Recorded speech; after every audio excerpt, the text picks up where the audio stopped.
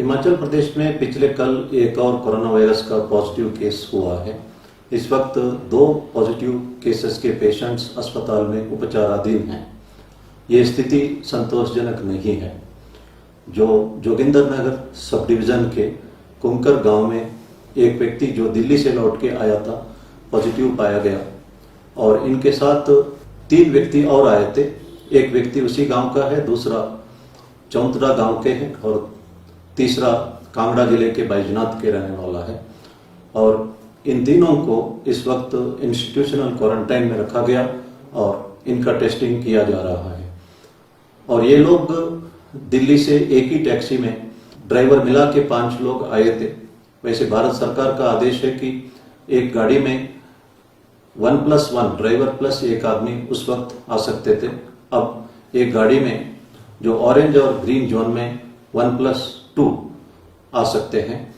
हमें जो भी नियम बताए गए इसको कड़ाई से पालना करना है। भारत सरकार ने बहुत ही ज्यादा सोच समझ के ही ये आदेश निकाले हैं। और ये व्यक्ति जो पॉजिटिव पाया गया ये नोएडा में सैमसंग में काम कर रहा था, लेकिन भारत सरकार के जो स्ट्रैंडेड लोगों के बारे में आदेश है वो आदेश इमीडिएटली बिफोर लॉकडाउन में जो लोग स्ट्रैंडेड है उनके बारे में था, लेकिन जो दूसरी राज्यों में नौकरी कर रहे हैं उनके लिए ये आदेश नहीं था। लेकिन लोग इस वक्त फायदा उठा के हिमाचल प्रदेश के अंदर आ रहे हैं। लेकिन आने के उपरांत जो हमने होम क्वारंटाइन के बारे में जो भी आदेश दिया उसका पालना करना अनिवार्य है, क्योंकि इस वक्त देश में भी हालात इतना अच्छी नहीं है। पिछले कल एक ही दिन 3,900 केसेस बढ़े हैं और 195 डेथ्स हुए हैं। इस वक्त जो 46,000 से ऊपर देश भर में केसेस हैं, 1,500 से ऊपर डेथ हुए हैं। ये स्थिति संतोषजनक नहीं है। हमें बहुत ही ज्यादा सतर्क रहने की आवश्यकता है। चंबा जिले में कुछ लोग प्रोटेस्ट कर रहे थे कि इंस्टीट्यूशनल क्वारंटाइन में अपने लोगों को क्यों रखा, होम क्वारंटाइन में भेजा जाए। ये सही नहीं है। इंस्टीट्यूशनल क्वारंटाइन में रखना या होम क्वारंटाइन में भेजना ये एडमिनिस्ट्रेशन का डिसीजन है, इसका पालना करें। मैंने पहले भी कहा था जो होम क्वारंटाइन में रहते हैं वे अलग कमरे में टॉयलेट के साथ अलग रहे और सोशल डिस्टेंसिंग घर के अंदर मेंटेन करें, मास्क पहने और यूटेंसिल्स अलग से इस्तेमाल करें। ये प्रिकॉशंस लेना बहुत ही अनिवार्य है। अगर होम क्वारंटाइन में रहते रहते किसी और उसी घर के सदस्य को संक्रमित करते हैं और वो व्यक्ति अगर बाहर आता है तो सोसाइटी, समाज जो है संक्रमित हो जाता है। इसलिए जो नियम आपको बताया गया उसका कड़ी से पालना करना आप सबका कर्तव्य है। एक जनप्रतिनिधि के फेसबुक अकाउंट को हैक करके लोगों से डोनेशन मांगना शुरू कर दिया। मैं अनुरोध करता हूं, इस तरह का फ्रॉड इस वक्त बहुत ज्यादा चला हुआ है।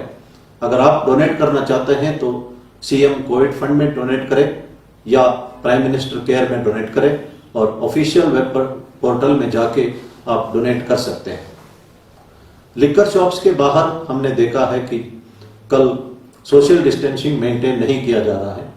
आज से हम इस बारे में बहुत ही स्ट्रिक्ट होंगे। यहां पर भी सोशल डिस्टेंसिंग बनाए रखना बहुत ही आवश्यक है। इस वक्त देश में 9 करोड़ लोगों ने आरोग्य सेतु ऐप को डाउनलोड किया है। ये बहुत संतोषजनक स्थिति है। मेरी अनुरोध है तमाम लोगों से कि आरोग्य सेतु ऐप को डाउनलोड करें। जब आरोग्य सेतु ऐप सेफ या लो रिस्क दर्शाता है तभी घर से बाहर निकले। मैंने कल भी कहा था जो सीनियर सिटीजन 65 ईयर्स के ऊपर जिनको मेडिकल समस्या है, प्रेग्नेंट विमेन और 10 साल से नीचे वाले बच्चे सिर्फ बहुत ही जरूरी आवश्यकता होने पर ही बाहर निकले या मेडिकल एडवाइस के लिए बाहर निकले और अनावश्यक बाहर ना निकले। ये भारत सरकार का आदेश भी है। कल एक घटना हमें देखने को मिला है। किन्नौर जिले में एक गांव में एक रिटायर्ड अंडर सेक्रेटरी और उनकी पत्नी पहुंचे थे। उस गांव के लोगों ने उन्हें अंदर आने नहीं दिया। वे शिमला से गए थे।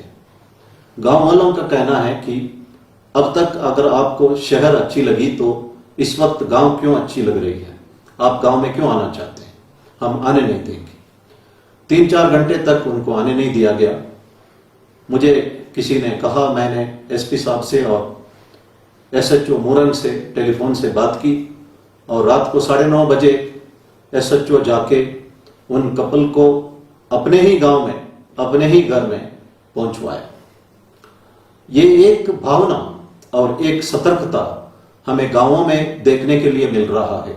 ये एक अच्छी सिग्नल है और इस वक्त हालात में इस तरह का सतर्कता आवश्यक है, क्योंकि जो होम क्वारंटाइन के सुपरविजन गांव के प्रधान, गांव के पंचायत मेंबर्स ही कर सकते हैं।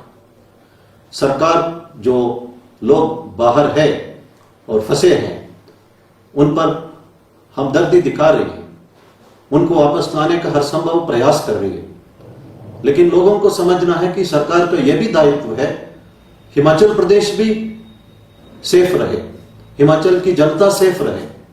सरकार को दोनों चीजें देखना है, इसलिए तमाम लोगों को सरकार का एफर्ट्स को समझना चाहिए और कोऑपरेशन देना चाहिए। आज गांव के लोग जो है स्वावलंबी होना चाहते हैं, गांव में अपने आप सेल्फ सफिशिएंट होना चाहते हैं कि बाहर से लोग ना आए।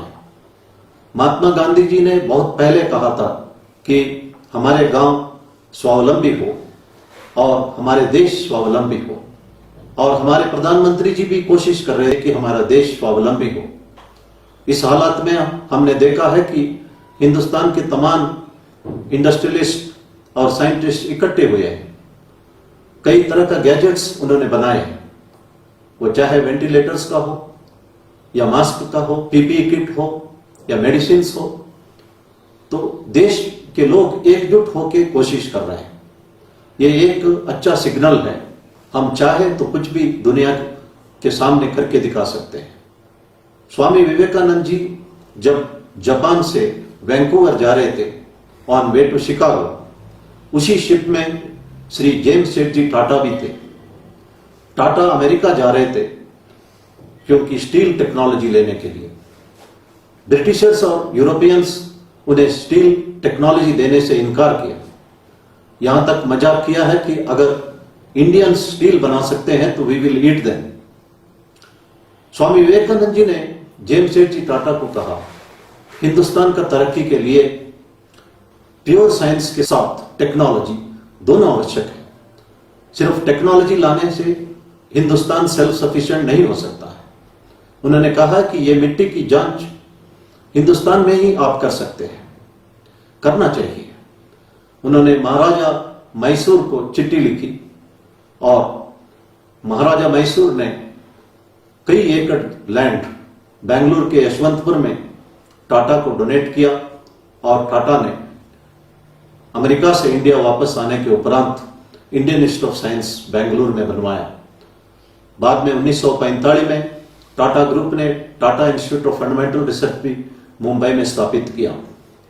विवेकानंद जी भगवत गीता का किसी भी श्लोक बोल सकते हैं, वे किसी भी रिचुअल को भी करना जानते हैं, लेकिन वे अंधविश्वास में विश्वास नहीं करते थे। वो देश को स्वावलंबन होने के बारे में 1893 में कहा था। विवेकानंद जी के जो आइडियल्स है वो रविंद्रनाथ टैगोर, सुभाष चंद्र बोस जी, महात्मा गांधी जी, जवाहरलाल नेहरू जी, अरविंद घोष जी, कई सारे नेताओं तथा इवन हमारे वर्तमान प्रधानमंत्री श्री नरेंद्र मोदी जी को भी प्रेरित किया है। देश स्वावलंबी की ओर बढ़ते जा रहा है, देश एकजुट होते जा रहा है, लेकिन इस महामारी के संदर्भ में जब हमारा समाज, हमारा देश सुरक्षित रहेगा तभी व्यक्तिगत रूप से हम सुरक्षित रह सकते हैं। There cannot be a concept called I am safe. There is only a concept called we can be safe. धन्यवाद, जय हिंद।